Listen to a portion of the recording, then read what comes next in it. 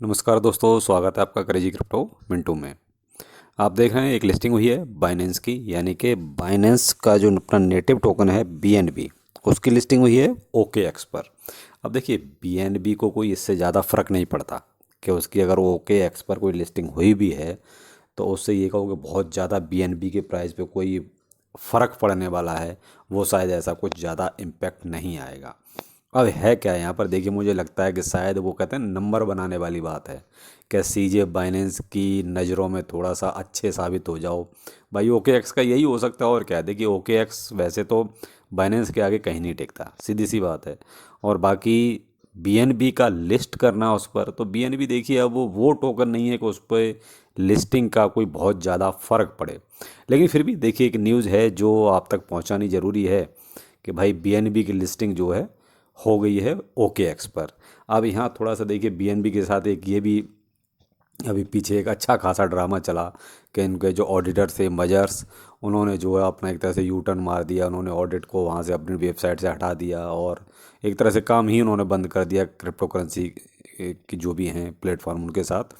और सबसे बड़ा यू टर्न जो मारा वो बाइनेंस के ऑडिट पे मारा, तो वो कहीं ना कहीं थोड़ा सा BNB के लिए नेगेटिव हो गया था। तो शायद OKX के साथ ऐसा कुछ हो के शायद थोड़ी बहुत कुछ पॉजिटिविटी आ जाए, शायद ऐसा ही कुछ हो सकता है। बाकी मुझे देखिए प्राइस पर कोई ऐसा बहुत फ़र्क पड़ने वाला ऐसा कुछ नज़र नहीं आता कि इसकी लिस्टिंग से कोई बहुत ज़्यादा इम्पैक्ट आएगा मार्केट का पर, या ये कहोगे BNB के प्राइस पर। तो वो चीज़ें शायद ऐसा कुछ शायद ना ज़्यादा निकल के आए ऐसा कुछ। अगली न्यूज़ है, आप देख रहे होंगे US leading bitcoin minor file for chapter 11 bankruptcy. यानी कि ये एक माइनर हैं, यानी कि जो माइन करते हैं, उसने जो है अपने आप को एक तरह से बैंकक्रप्ट घोषित कर दिया है। अब क्यों किया है ये मैं बताता हूँ। उसकी वजह यह है कि देखिए जो BTC का भी प्राइस गिरा हुआ है, ये प्राइस गिरने की वजह से देखिए माइनरों का अपना खर्चा नहीं निकल रहा है। जब खर्चा ही नहीं निकलेगा तो देखिए माइनर अपना जो माइनिंग का खर्चा आता है वो कहाँ से लाएगा। भाई कितना वो लोन लेगा या कितना किसी से उधार लेगा। वो कहते हैं ना कि उधार लेने के लिए भी तो पैसे चाहिए ना, और फिर वो भी आगे कहीं ना कहीं से आपसे मांगेगा ही मांगेगा। जब इस तरह का जब प्रेशर बन जाता है तो देखिए फिर बड़ी प्रॉब्लम आती है। तो इसलिए अब जो ये माइनर कंपनी है उसने जो है एक तरह से बैंक्रप्सी के लिए अपने आप को वहाँ कहते हैं चैप्टर 11 फाइल कर दिया है। और वो बैंक्रप्सी का मतलब फिर ये हो गया कि वो अपने आप को उसने दिवालिया घोषित कर दिया। अब यहाँ पर देखिए कंपनियों को ये फ़ायदा मिल जाता है कि साहब जो देनदारी होती है उस पर फिर कोर्ट कचहरी होगा, वो सब उसके ज़रिए फिर तो दिया जाएगा। बाकी ये लोग तो अपना हाथ खड़े कर देते हैं, साहब हमारे पास अब कुछ नहीं है और हम कुछ नहीं दे पाएंगे।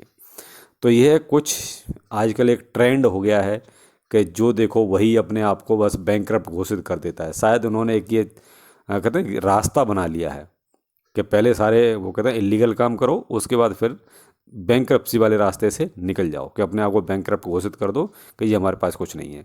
लेकिन ये तो देखिए माइनिंग कंपनी है तो इसको कोई अदर कस्टमर से कोई लेना देना नहीं है। ये तो अपना माइनिंग करते हैं और जो माइनिंग कर लेते हैं उसको सेल करते हैं। लेकिन फिलहाल माइनिंग का खर्चा ज़्यादा आ रहा है और सेल जो हो रहा है वो सस्ता हो रहा है। तो आप देख ही रहे हैं जो अभी आजकल रेट चल रहे हैं उस हिसाब से तो माइनर जो है परेशान है। तो इसमें जो है एक ऐसा ये सबसे फिर ऊपर आई निकल के साहब उन्होंने अपने आप को बैंकक्रप्ट ही घोषित कर दिया। अब देखते हैं अगली न्यूज़।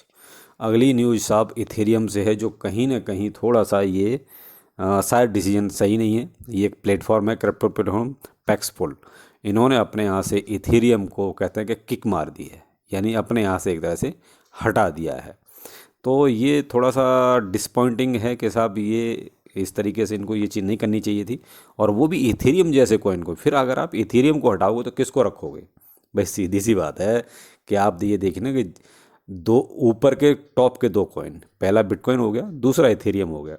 तो आप दूसरे नंबर के कॉइन को आप अपने यहाँ से एक तरह से किक मार रहे हो, एक तरह से वहाँ से हटा रहे हो।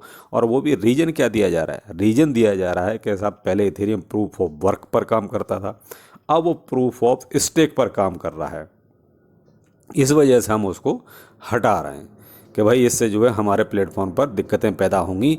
और तो एक चीज़ बताइए, इसमें क्या और प्लेटफॉर्म नहीं है जो क्या इसको इथेरियम को रखे हुए हैं क्या, उन सब ने इथेरियम को निकाल दिया?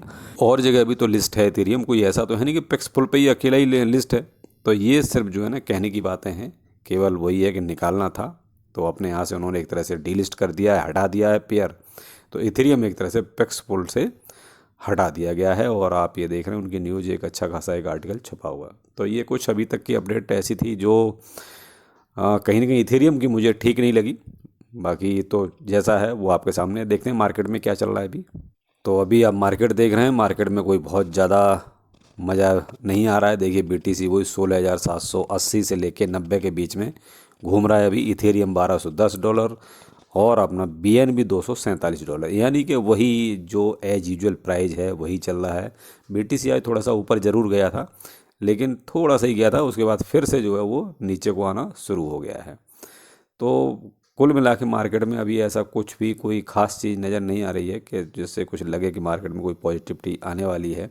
हाँ, थोड़ा सा डॉज कॉइन का प्राइस कुछ थोड़ा सा ज़्यादा गिर रहा है, वो वजह इलॉन मस्क, क्योंकि इलॉन मस्क ने ट्विटर को एक तरह से वो कहते हैं CEO पद ही छोड़ने के लिए पोलिंग कराई थी, लेकिन डॉज शायद ये सोच रहा है कि हमें छोड़ के भाग रहे हैं। नहीं, ऐसा कुछ नहीं है, ये केवल एक मार्केट का वो कहते हैं मूवमेंट है जो तुरंत अपने आप को नेगेटिव और पॉजिटिव कर देता है।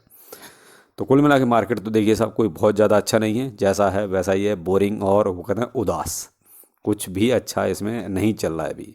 तो मार्केट कैप भी देखिए उसी हिसाब से 808 बिलियन पर रुका हुआ है।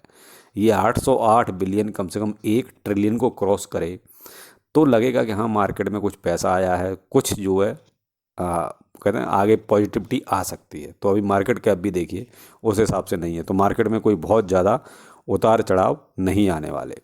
तो ये थे कुछ अभी तक के अपडेट, बाकी फिर मिलते हैं चलिए किसी नए अपडेट के साथ। नमस्कार।